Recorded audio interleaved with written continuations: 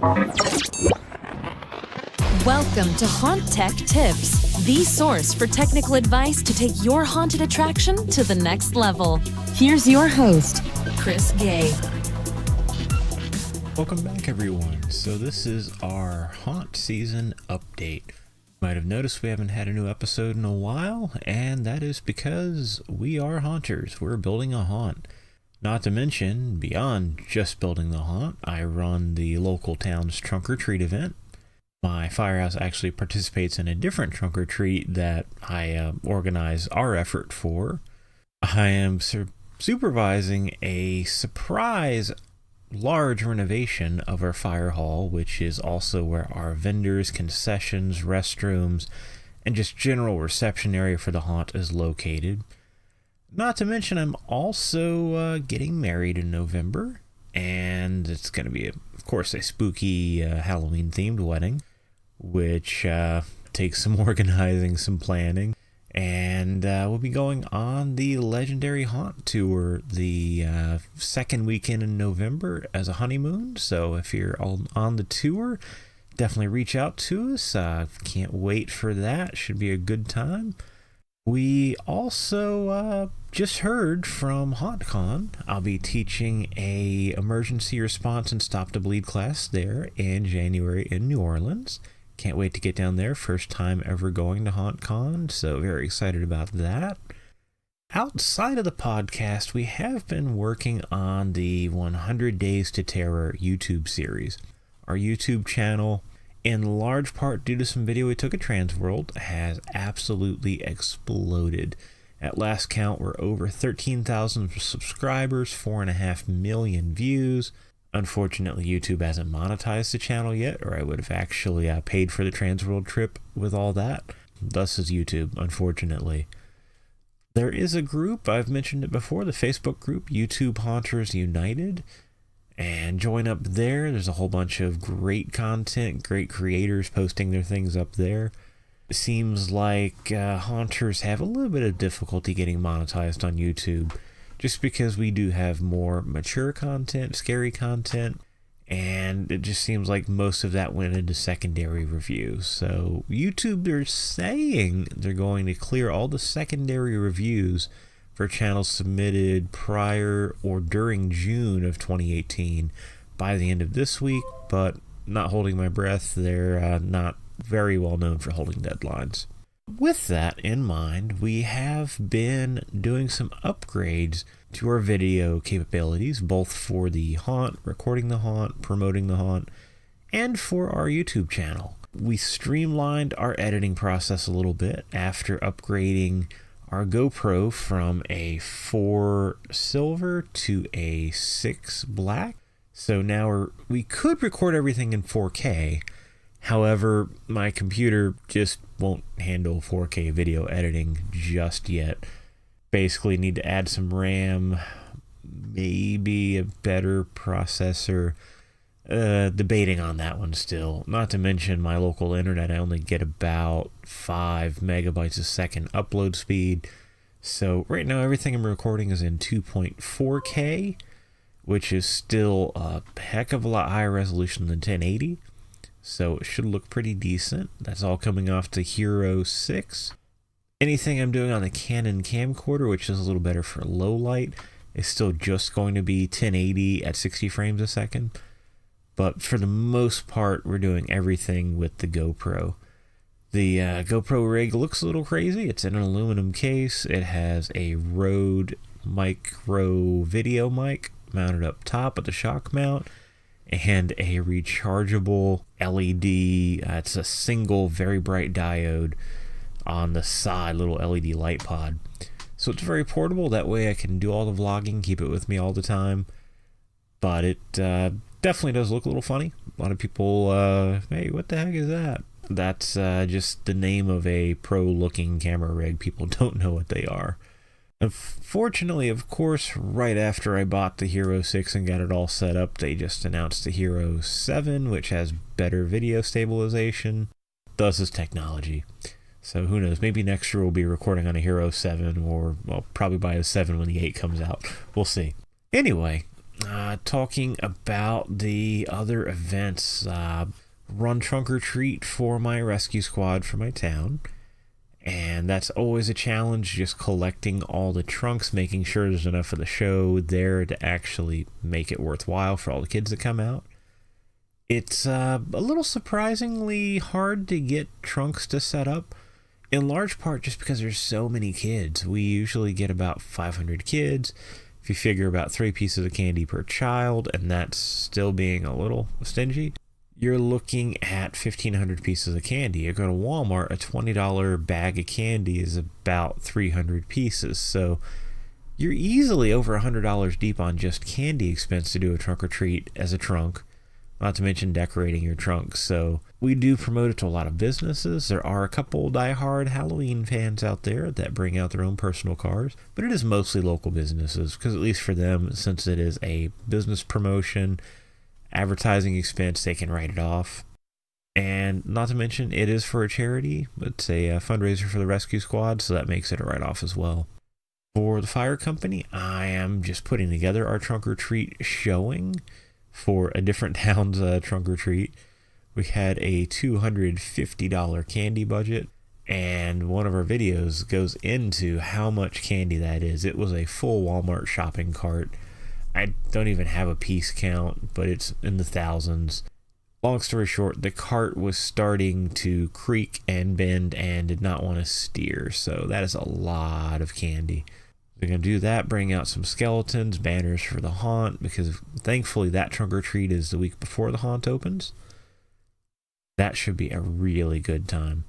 Getting into the surprise renovations.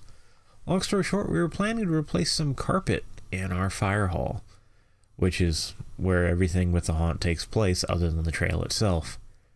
Then a water pipe, a T on a pipe to be specific, burst in the mechanical room. That bored a hole through the drywall on the ceiling after thoroughly soaking everything in the mechanical room, got into the walls, got under the floor, and ruined the kitchen tile floor, the internet, the phones. A lot of equipment in that room got soaked. So very suddenly we went from a planned carpet replacement to ripping all of the appliances out of the commercial kitchen, replacing the tile floor, reinstalling the appliances, doing some painting in the process, new drywall, new internet, new phone devices. Yeah, big project, and that was totally not planned for, but we need all of that done and up and running before the haunt, and more specifically before a rental on October 6th, so we are in crunch time to get that one done. So that's pulled from the haunt, but has to be done. It is part of the haunt indirectly. The wedding, can't wait for that. We have a very special guest who is going to be our minister for the evening. We have a fortune teller. If things line up right, we'll have a operating zombie paintball range. And we're also working on a sideshow performer for the cocktail hour. Not to mention, She-Wolf Dana Kane and the Mighty Incisors will be there, which you might be familiar with the Young Werewolves. That's kind of a spin-off band from them. They're coming down from Philly and will be playing at the reception, so that's going to be an awesome time. I'm sure we'll be posting video from that. Then, like I said, a week later, we're going on the Legendary Haunt Tour. Can't wait for that. That will be awesome. So, we upgraded the camera for the YouTube channel. Started recording that 2.4K video, and now we had to upgrade the computer some. Very quick and easy fix, actually, using a Kingston solid state drive on a external USB 3.0 hard drive dock. I have a video review of that up on the YouTube channel as well. It's a Fideco hard drive dock with USB 3 ports on it, a SD card port, micro SD card port, 2 hard drive bays. Long story short, we offload from the GoPro by USB-C directly onto the, I call it the V drive, the video drive, which is my solid state drive. Much faster for video editing, much faster for playback. my computer could not play back 4K video from its internal hard drive because the drive just didn't spin fast enough to read the video to display it. The processor will handle the 4K fine in at least review mode.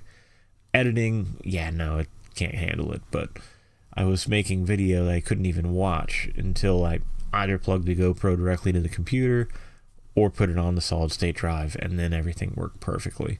So can't recommend that enough. I'm looking to soon upgrade the OS drive on the computer also to solid state.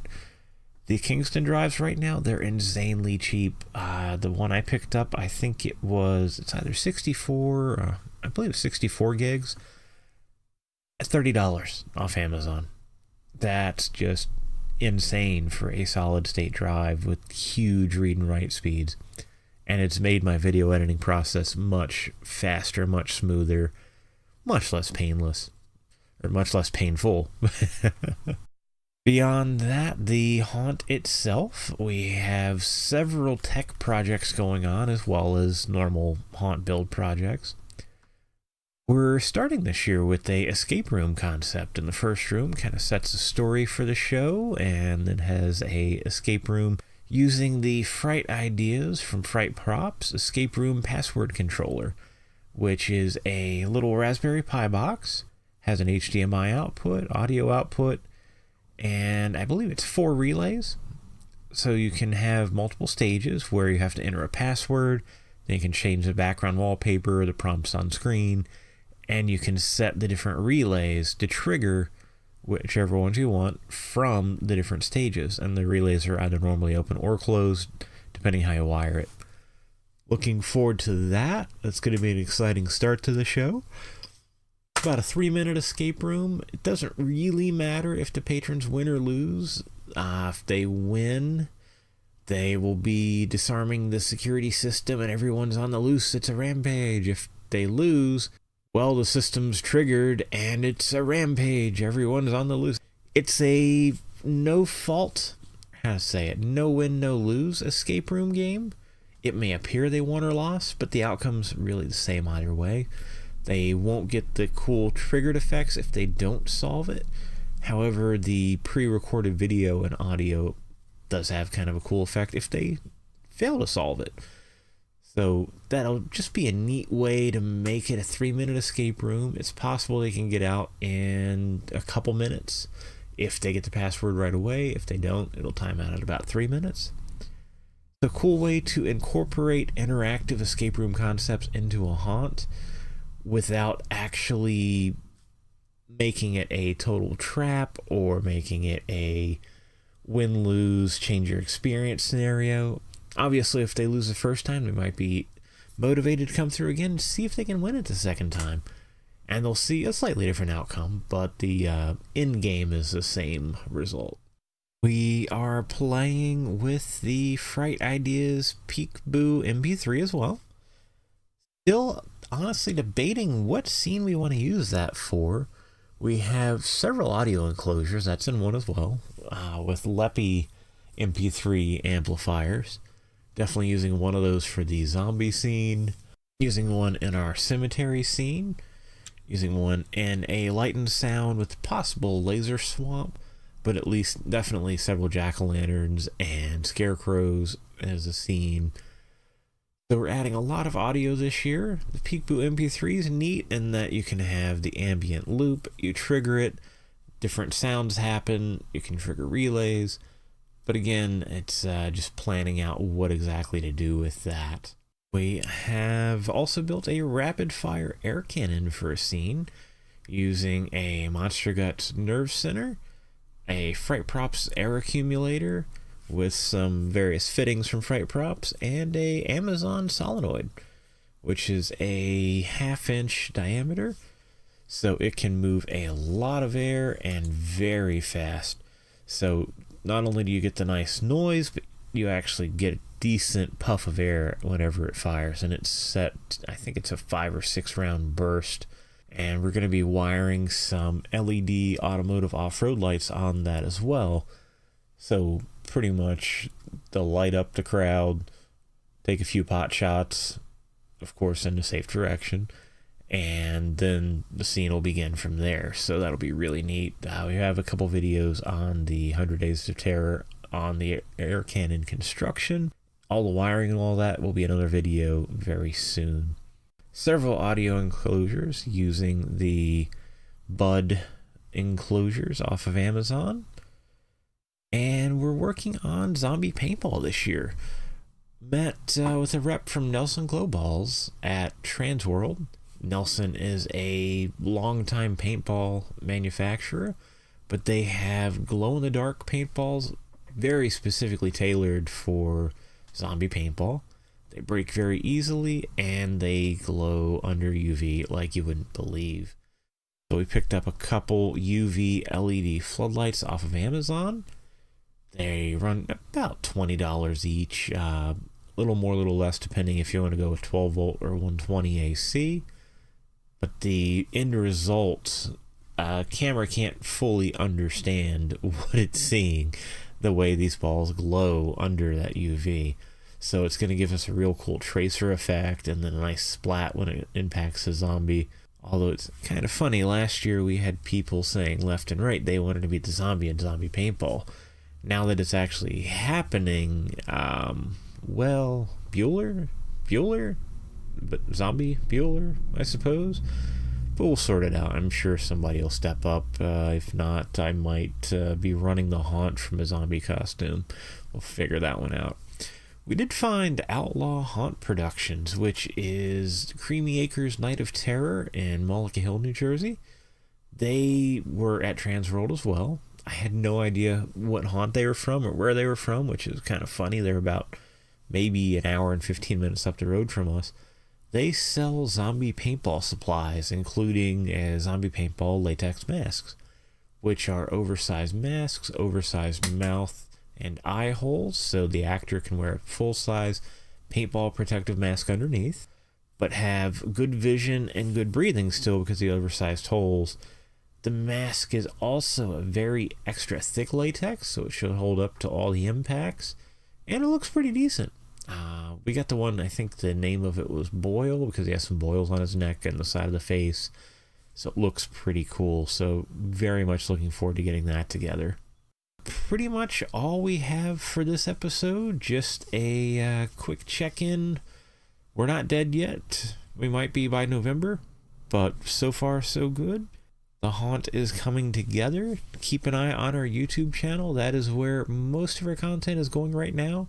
The long story short, believe it or not, it is faster and easier for me to edit video than audio right at the moment. Unfortunately, I'm kind of tethered to my desktop computer for audio editing.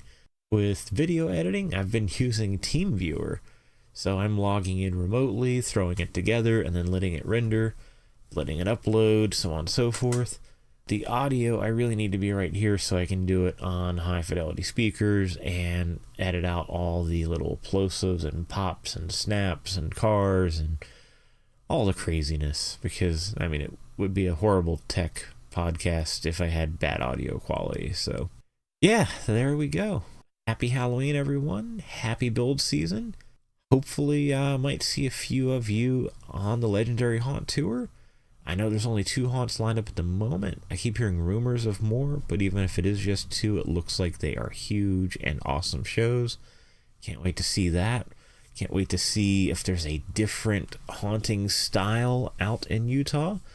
Definitely from California to New Jersey were a little different. Vegas was very different. Northeast, not too dissimilar from Pennsylvania area haunts. And in the spring, going down for HauntCon, I'm hoping, I believe they have a haunt tour. I'm not 100% on that, but definitely will try to attend that if so. And hopefully can meet some of you listeners down there as well. We do have a drawing for those who made it this far in the podcast. If you leave a comment on the Facebook page, since we hit 13,000 YouTube subscribers, a little celebration for that. We have one of the Walmart Aura LED USB LED strips. Gonna do just a drawing for that once we get some comments on the Facebook page. We'll put a link to that in the description below, and we'll put the rules up on the Facebook page for the giveaway. Thanks for listening. Go to haunttechtips.com for show notes and more.